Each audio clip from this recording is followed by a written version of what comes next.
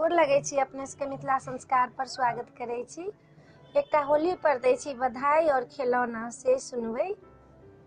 चलू आंगना में आई लूटैब गहना, चलू आंगना में कीने काके झेलनी बबुआ राम जी, कीनी काके बेलनी लखन ललना, चलू आंगना, चलू आंगना में आई लूटैब गहना, चलू आंगना।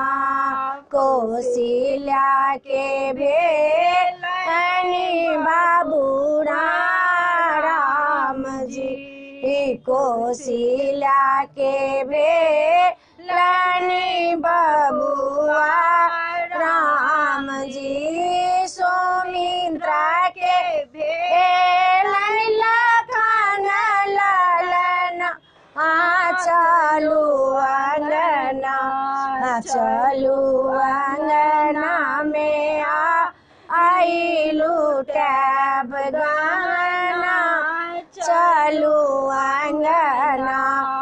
के लूटाबत आना धन सोनमा, के लूटाबत हाथ कंगना, चलू आंगना, चलू आंगना में आई लूटैब गहना, चलू आंगना।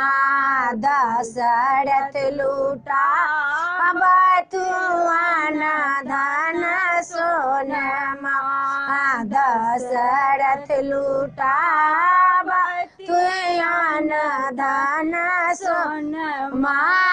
कौशल्या लूटाबत हाथ कंगना, चलू आंगना, चलू आंगना में आई लूटैब गहना, चलू आंगना।